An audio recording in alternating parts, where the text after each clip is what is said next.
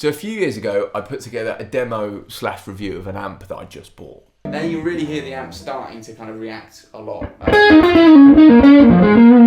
And given that was in 2016, a mere 7 years ago, I felt that an update on how I've got on with it and what I really think of it was worth doing.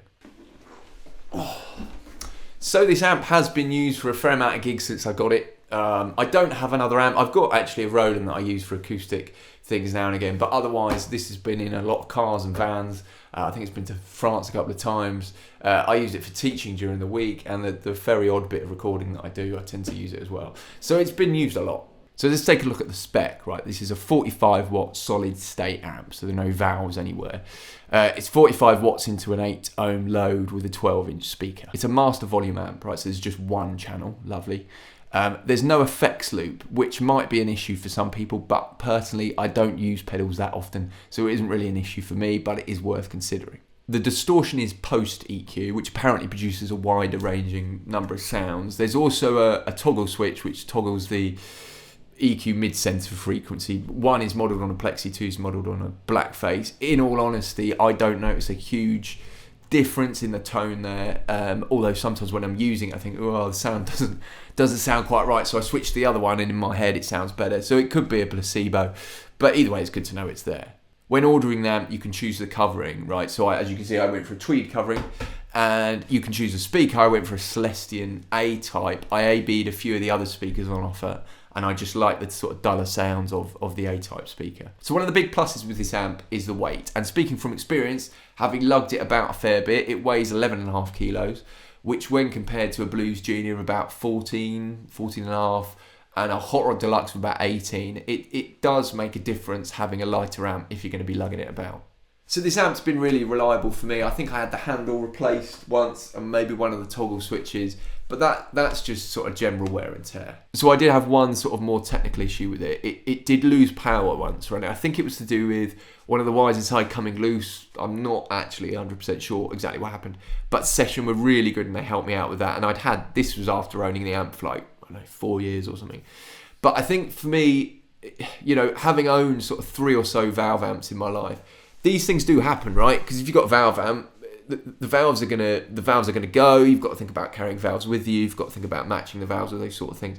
And I suppose the way I think about this is owning any piece of analog gear and using it quite a bit, you're going to have things that need maintaining. It's just part of owning stuff like that. So I would say on the whole, you know, this amp really has been really reliable and worked really well for me. So also just to mention, this amp never overheats, right? You can leave it on for 3, 4, 5 hours and it never gets hot, never overheats. So it's another thing you don't have to worry about. So I did quite a lot of exploring the sounds of the amp in the last video. So now just thinking more about how the amp works in a practical way. What sounds do I like to use and how do I get the most out of it? So just starting off with the sort of relatively plain, clean sound for like home use, maybe teaching. Gain and volume are about 3 and the EQ is pretty much at 12 o'clock. It's just a nice sort of clean tone, you know.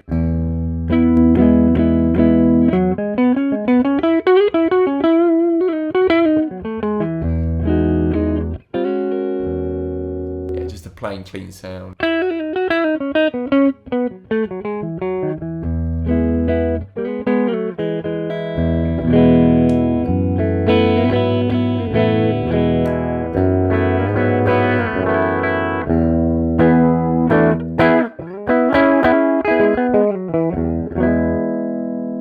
That kind of thing. So I brought the gain up to just after 4 and I brought the master down just to compensate so I'm not overloading the mic. You just get that sort of break-up sound, I guess you'd call it. I've pushed the treble a bit actually. Sometimes I do that for the lead sounds just because the speaker is that little bit duller, so sometimes you want a little bit more top end.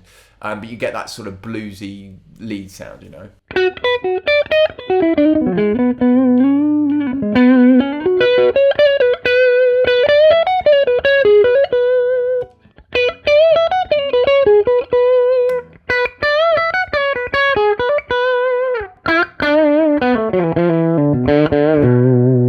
So I've brought the gain up to about 8. You're getting more of a kind of full frontal lead sound, if you like proper sort of blues rock, a lot more sustain.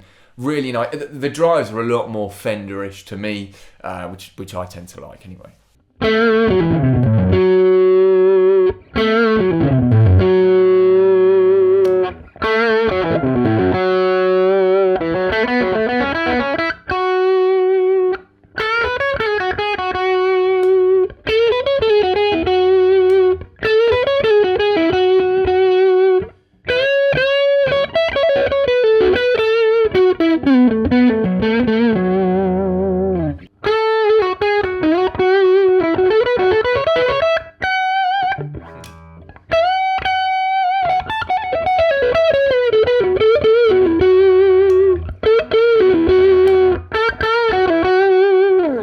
So as you may have guessed, I really like this amp. It's served me really well in the 7 years that I've had it. I think if you've got a valve amp, but you're looking for something that's maybe a little bit more practical, perhaps you want like a second amp, or you want something that you can leave in your home studio and have. I don't feel personally that it's a compromise on sound. I think it stands up really well against a valve amp. But as with everything, there are limitations, right? If you essentially want unlimited clean headroom, then get yourself a twin or something. But I think, in terms of live use, sticking a decent mic in front of it, for the vast majority of live situations, this is gonna deliver. Anyway, I hope you enjoyed it. If you've got any questions about my experiences with it, let me know.